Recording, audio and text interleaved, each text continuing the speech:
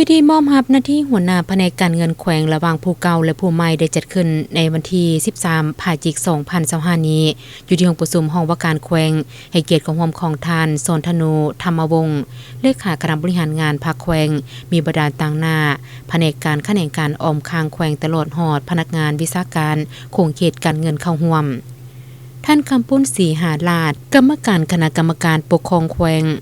ห้องหัวหน้าคณะจัดตั้งแขวงมือคำไซขึ้นผ่านมติตกลงของรัฐมนตรีกระทรวงการเงินว่าด้วยการยกย้ายพนักงานแขนงการเงินไปรับหน้าที่ใหม่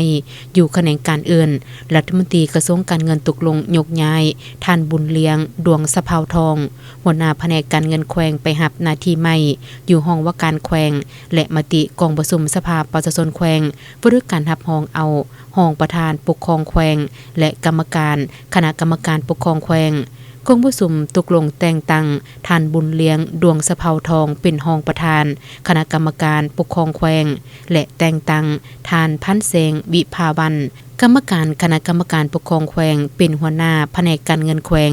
เป็นเกียรติมอบข้อตกลงโดยมันทานโซนธนูธรรมวงศ์เลขาคณะบริหารงานพรรคแขวงจากนั้นหัวหน้าแผนกการเงินแขวงมือคำไซผู้เก่าและผู้ใหม่ได้ลงนามเซ็นบุตรบันทึกมอบรับหน้าที่ร่วมกันโดยมีการนำขั้นแขวงพร้อมด้วยแขกที่เชิญจากแผนกการแขนงการที่เกี่ยวข้องเข้าร่วมเป็นสักขีพยาน